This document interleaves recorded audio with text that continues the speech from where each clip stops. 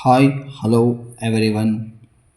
So today discussing about a circles ಸರ್ಕಲ್ಸ್ನ chapter ಬಗ್ಗೆ ಸ್ವಲ್ಪ ವಿವರಣೆಯನ್ನು ಕೊಡ್ತೇನೆ. ಕಳೆದ ವಿಡಿಯೋಗಳಲ್ಲಿ ಎ ಪಿ ಬಗ್ಗೆ ಹೇಳ್ತಾ ಇದ್ದೀನಿ. ಎ ಪಿ ಚಾಪ್ಟರ್ನ ಮುಂದುವರಿಸ್ತೇನೆ. ಪರೀಕ್ಷಾ ದೃಷ್ಟಿಯಿಂದ ಪ್ರಮೇಯನ ಹೇಳಬೇಕಾಗಿರೋದ್ರಿಂದ ಸರ್ಕಲ್ಸ್ ಬಗ್ಗೆ ಸ್ವಲ್ಪ ಮಾಹಿತಿನ ಹಂಚ್ಕೊಳ್ತಾ ಇದ್ದೀನಿ, ಶೇರ್ ಮಾಡ್ತಾ ಇದ್ದೀನಿ. ಓಕೆ, ನಾನಿಲ್ಲಿ ಆಲ್ರೆಡಿ ಮೊದಲೇ ಈ ಎಲ್ಲ ವಿವರಣೆಯನ್ನು ಬರ್ಕೊಂಡ್ಬಿಟ್ಟಿದ್ದೀನಿ. ಬರೆದು ಅದ್ರ ಬಗ್ಗೆ ವಿವರಣೆಯನ್ನು ಹೇಳ್ತಾ ಹೋಗ್ತೀನಿ, ಹಾಗೆ ಗಮನಿಸ್ಕೊಳ್ಳಿ. ನೋಡಿ, what is the meaning of circle ಅಂತ ಇದೆ, ಅಂದರೆ ವೃತ್ತ ಅಂದರೆ ಏನು ಅಂತ ಇದೆ. ಈಗ ಒಂದು ಸ್ಥಿರ ಬಿಂದುವಿನಲ್ಲಿ ಅಂತ ಹೇಳ್ತೇವೆ. ಒಂದು ಪಾಯಿಂಟ್ ಇದೆ ನೋಡಿ, ಇದು ಸ್ಥಿರ ಬಿಂದು. ಈ ಸ್ಥಿರ ಬಿಂದುವಿನಲ್ಲಿ ಒಂದು ನಿರ್ದಿಷ್ಟ ಅಳತೆ ತಗೊಳ್ಳಿ. ಇದೆ ಅಳತೆಯಲ್ಲಿ ನಾವು ವೃತ್ತನ ಎಳಿಬೇಕು. ಈ ಥರ ಆ ವೃತ್ತನ ನಾವು ಈ ವೃತ್ತ ಎಳಿಬೇಕಾದ್ರೆ ಅನೇಕ ಪಾಯಿಂಟ್ಸ್ ಜಾಯಿನ್ ಆಗ್ತಾ ಹೋಗುತ್ತೆ. ಅದಕ್ಕೆ ನಾವು ಬಿಂದುಗಳ ಸಮೂಹ ಅಂತ ಕರಿತೇವೆ. ಆ ಬಿಂದುಗಳ ಸಮೂಹವನ್ನು ನಾವು ವೃತ್ತ ಅಂತ ಕರಿತೇವೆ. ಒಂದು ಲೈನ್ ಎಳಿಬೇಕಾದ್ರೆ ನಂಬರ್ ಆಫ್ ಪಾಯಿಂಟ್ಸ್ ಜಾಯಿನ್ ಆಗ್ತಾ ಹೋಗುತ್ತೆ. ಅದಕ್ಕೆ ನಂಬರ್ ಆಫ್ ಪಾಯಿಂಟ್ಸ್ ಜಾಯಿನ್ ಆಗೋದ್ರಿಂದಲೇ ನಾವು ಅದನ್ನು ಬಿಂದುಗಳ ಸಮೂಹ ಅಂತ ಕರೆಯೋದು. ಓಕೆನಾ? ಇಲ್ಲಿ ಗಮನಿಸಿ, ನಾನು ಇಲ್ಲಿ ಇನ್ನೊಂದು ಚಿತ್ರದಲ್ಲಿ ತೋರಿಸಿದ್ದೀನಿ ನೋಡಿ. ಓ ಎ ಒಂದು ಅಂದಾಜು ಲೆಕ್ಕ ಇಟ್ಟಿದ್ದೀನಿ, 3 ಸೆಂಟಿಮೀಟ್ರ್ ಇದೆ ಅಂತ ಇಟ್ಕೊಳ್ಳೋಣ. ಈ ವೃತ್ತ ಎಳೆದಿರೋದು ಎಲ್ಲ ಭಾಗನೂ ಕೂಡ 3 ಸೆಂಟಿಮೀಟರ್ ಅಳತೆಯಲ್ಲೇ ಈ ವೃತ್ತ ರಚನೆಯಾಗಿರುತ್ತೆ. ಸೊ ಅರ್ಥ ಆಯ್ತಾ ಹೇಳಿದೀಗ? ಅದಕ್ಕೆ ವೃತ್ತ ಅಂದರೆ ಇದು ಒಂದು ಸಮತಲ ತಗೊಳ್ಳಿ. ಆ ಸಮತಲದಲ್ಲಿ ಸ್ಥಿರ ಬಿಂದುವಿನಿಂದ ನೋಡಿ, ಈ ಪಾಯಿಂಟಿಂದ ಸ್ಥಿರ ಬಿಂದುವಿನಿಂದ ಒಂದು ಸ್ಥಿರ ಅಂತರ ಅಂದರೆ 3 ಸೆಂಟಿಮೀಟ್ರ್ ಅಂತರ. ಆ 3 ಸೆಂಟಿಮೀಟ್ರ್ ಅಂತರದಲ್ಲೇ ಆ ವೃತ್ತವನ್ನು ಎಳ್ಕೊಂಡಿದ್ದೀವಿ. ಸೊ ಅದಕ್ಕೆ ನಾವು ವೃತ್ತ, ಆ ಬಿಂದುಗಳ ಸಮೂಹ ಇದೆ ಇಲ್ಲಿ. ನಾವು ವೃತ್ತನ ಎಳಿಬೇಕಾದ್ರೆ ಲೈನನ್ನು ಅಂದರೆ ಗೆರೆಯನ್ನು ಹಾಕಬೇಕಾದ್ರೆ ಅನೇಕ ಸಣ್ಣ ಸಣ್ಣ ಪಾಯಿಂಟ್ಗಳೆಲ್ಲ ಜಾಯಿನ್ ಆಗ್ತಾ ಹೋಗುತ್ತೆ. ಅದಕ್ಕೆ ನಾವು ಅದನ್ನು ಬಿಂದುಗಳ ಸಮೂಹ, ಅದನ್ನು ನಾವು ವೃತ್ತ ಅಂತ ಕರೀತೇವೆ. ಸೊ ಹಾಗೆಯೇ ನಮಗೆ ಮೀನಿಂಗ್ ಆಫ್ ಸರ್ಕಲ್ನಲ್ಲಿ ಏನು ಹೇಳ್ತದೆ, ಸೇಮ್ ಸ್ಟೇಟ್ಮೆಂಟನ್ನು ಇಂಗ್ಲೀಷಲ್ಲಿ ಈ ಥರ ಹೇಳ್ತಾರೆ. A circle is a collection of all points in a plane. ಅಂದರೆ ಅನೇಕ ಬಿಂದುಗಳನ್ನು ನಾವು ಕಲೆಕ್ಟ್ ಮಾಡ್ಕೊಳ್ತಕ್ಕಂಥದ್ದು, ಸಮೂಹ ಆಗಿರ್ತಕ್ಕಂಥದ್ದಕ್ಕೆ. So which are constant distance, ಅವೆಲ್ಲ ಕಲೆಕ್ಷನ್ ಆಫ್ ಪಾಯಿಂಟ್ಸು ಒಂದು ಕಾನ್ಸ್ಟೆಂಟ್ ಡಿಸ್ಟೆನ್ಸಲ್ಲಿ ಡ್ರಾನ್ ಆಗಿರಬೇಕು ಫ್ರಮ್ ದ ಫಿಕ್ಸ್ಡ್ ಪಾಯಿಂಟ್ ಅಂತ ಹೇಳ್ತಾನೆ. ಅಂದರೆ ಒಂದು ಅಂದರೆ ಒಂದು ಸ್ಥಿರ ಬಿಂದು ಅಂತ ಕರಿತೇವೆ ಅಲ್ಲಿ. So it is called a circle ಅಂತ ನಾವು ಕರಿತೇವೆ. ಕ್ಲಿಯರಾ? ಅರ್ಥ ಆಯ್ತಾ ಹೇಳ್ತಿರೋದು? ಓಕೆನಾ? ಐಡಿಯಾ ಬಂದಿದೆಯಾ ನಿಮಗೆ ಹೇಳಿದ್ದು? ಅಂದರೆ ಇನ್ನೊಮ್ಮೆ ಹೇಳೋಣ.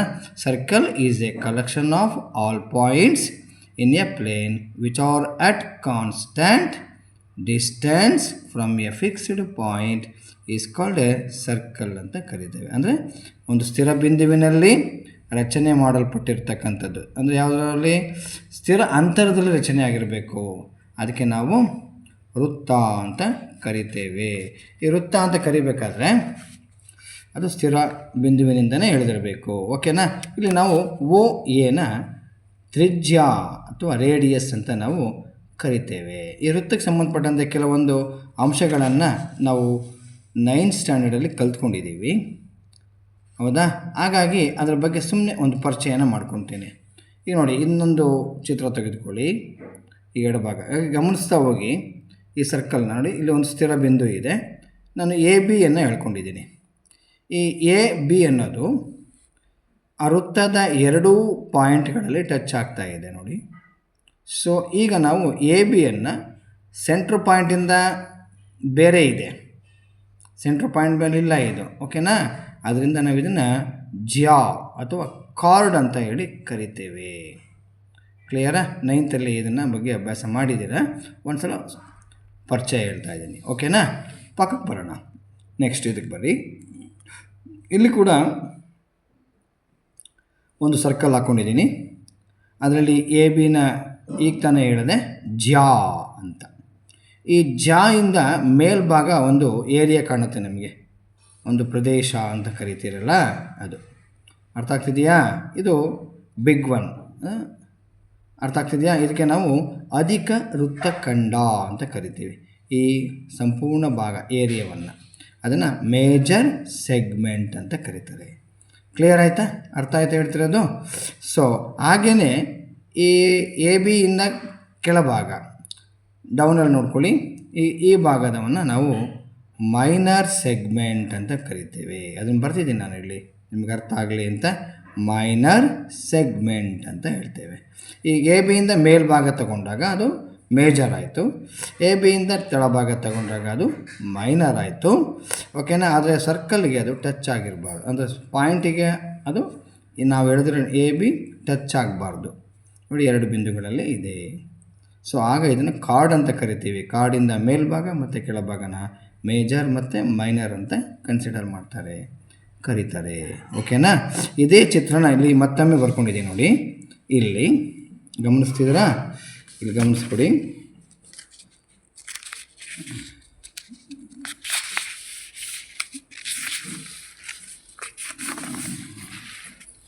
ಗಮನ ಕೊಡಿ. ಈಗ ನೋಡಿ, ನೆಕ್ಸ್ಟು ಅದೇ ಪಾಯಿಂಟನ್ನು ಬರ್ತಿದ್ದೀನಿ. ಇಲ್ಲೊಂದು ಸರ್ಕಲ್ ಇದೆ, ಮೇಲ್ಗಡೆ ಎಳೆದಿದ್ದೀನಲ್ಲ, ಸೇಮ್ ಫಿಗರ್ನ ಇಲ್ಲಿ ಬರ್ದಿದ್ದೀನಿ. ಆ ಪಾಯಿಂಟ್ ಅಂತ ತಗೊಳ್ಳಿ. ಎ ಬಿನ ಕಾರ್ಡ್ ಅಂತ ಹೇಳಿದ್ವಿ ನಾವು. ಓಕೆನಾ? ಕಾರ್ಡ್ ಅಂತ ಹೇಳಿದ್ದೀವಿ. ಇದು ಸೆಂಟರ್ ಓ ಅಂತ ಭಾವಿಸ್ಕೊಳ್ಳಿ. ಇಲ್ಲೂ ಕೂಡ ಸೆಂಟರ್ ಓ ಅಂತ ತಿಳ್ಕೊಬೋದು ನಾವು ಅದನ್ನು. ಕ್ಲಿಯರಾ? ಸೊ ಈಗ ಎ ಬಿ ಕಾರ್ಡ್ ಆಗಿದಾಗ ಈ ಭಾಗನ ಈಗ ತಾನೇ ಹೇಳಿದೆ ಲಘು ವೃತ್ತಖಂಡ, ಇದು ಮೇಲ್ಗಡೆದು ಅಧಿಕ ವೃತ್ತಖಂಡ.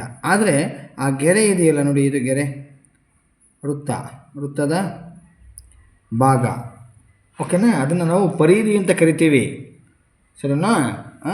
ನಿರ್ದಿಷ್ಟ ಅಂತರದಲ್ಲಿ ಎಳೆದಿರಬಹುದಾದ ಪರಿಧಿ. ಆ ಒಂದು ರೇಖೆಯನ್ನು ನಾವು ಎ ವೈ ಬಿ ಇದೆ ನೋಡಿ, ಆರ್ಕ್ ಅಂತ ಕರಿತೀವಿ. ಅದನ್ನು ಮೇಜರ್ ಆರ್ಕ್ ಅಂತ ಕರಿತೀವಿ. ಆದರೆ ಇಲ್ಲಿ ವೈ ಅನ್ನೋದು ಪಾಯಿಂಟ್ ಅಲ್ಲ, ಅದು ಬಿಂದು ಆಗಿರಲ್ಲ. ಅದು ರೀಡಿಂಗ್ ಮಾಡಲಿಕ್ಕೋಸ್ಕರನೇ ನಾವು ವೈಯನ್ನು ಸೇರಿಸ್ಕೊತೀವಿ. ಎ ವೈ ಬಿ ಆರ್ಕ್ ಅಂತ ಹೇಳ್ತೇವೆ, ಮೇಜರ್ ಆರ್ಕ್ ಅಂತ ಕರಿತೇವೆ. ಅದೇ ರೀತಿ ಎ ಬಿಯಿಂದ ಅಂಡರಲ್ಲಿ ಕೆಳಗಡೆ ಇದೆ ನೋಡಿ, ಇಲ್ಲಿ ಎ ಬಿ ಆರ್ಕ್ ಅಂತ ಹೇಳೋಕ್ಕೆ ಸಾಧ್ಯ ಆಗಲ್ಲ.